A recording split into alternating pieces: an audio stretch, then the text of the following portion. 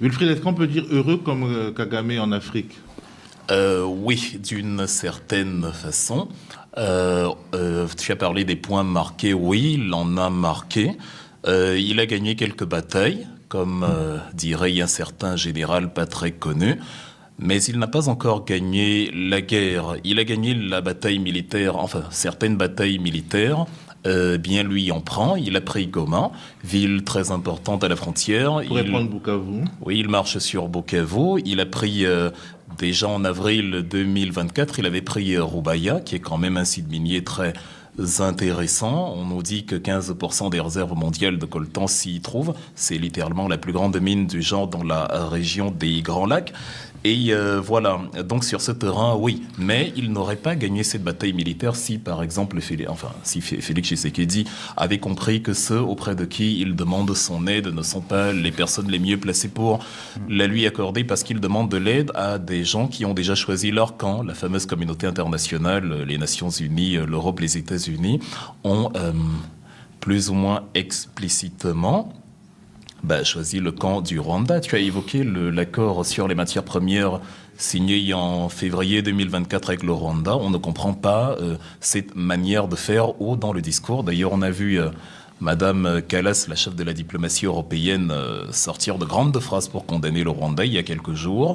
Mais l'Union européenne allait demander à Madame Ursula von der Leyen comment c'est possible. L'Union européenne, la Commission, a signé quand même cet accord sur les matières premières avec le Rwanda, qui n'est pas un grand producteur de matières premières, mais qui est un grand exportateur de la fameuse matière qui fait les choux gras de la presse depuis plusieurs années dans la région, le coltan.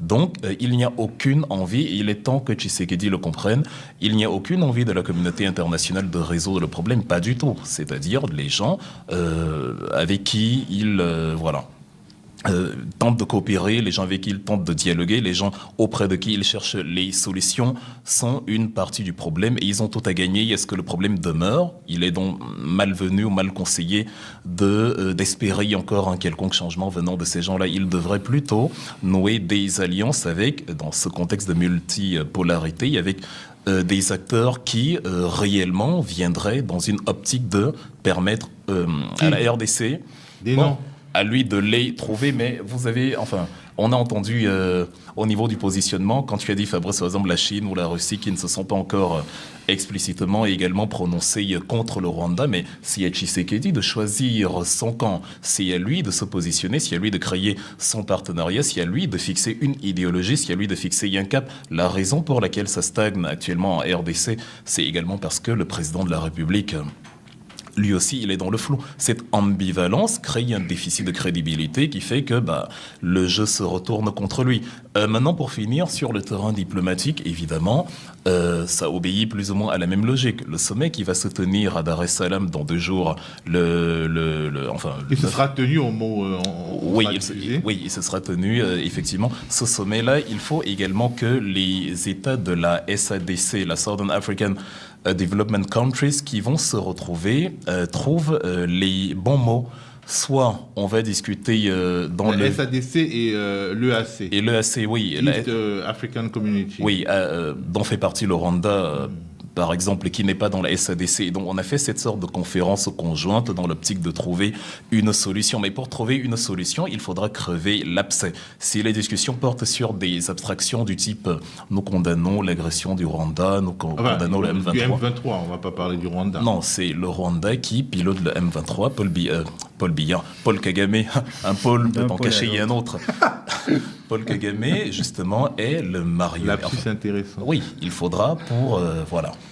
c'est-à-dire, il faudra, comme j'ai dit, il faudra crever l'abcès et mettre la vraie problématique autour de la table. Et élaborer, comme dans l'exemple de l'Union européenne avec la question russe, je ne sais pas, un parapluie de sanctions, des mesures coercitives, des mesures de rétorsion contre le Rwanda plutôt que des discours creux, parce que Paul Kagame, actuellement, il rigole beaucoup de ces condamnations verbales qui ne sont pas suivies par les actes. Donc, il faudra que de ce discours débouche des actions réelles, des actions concrètes qui rappellent quand même au Rwanda que si puissant qu'il est, ou si puissant qu'il est devenu, il est quand même minoritaire dans la région et Il est dans la logique de tous les États autour, de tous les États voisins de la RDC, d'aider la RDC à préserver sa souveraineté. Donc il faudra que la conférence de Dar es Salaam, pour neutraliser la marionnette M23, neutralise le marionnettiste Paul Kagame.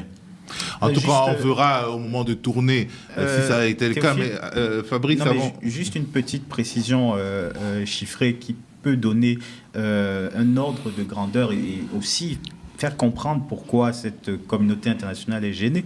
Le Rwanda, en termes d'exportation de matières premières, en 2022, c'est 770 millions d'euros de revenus. En 2023, on est passé à plus d'1 milliard de revenus.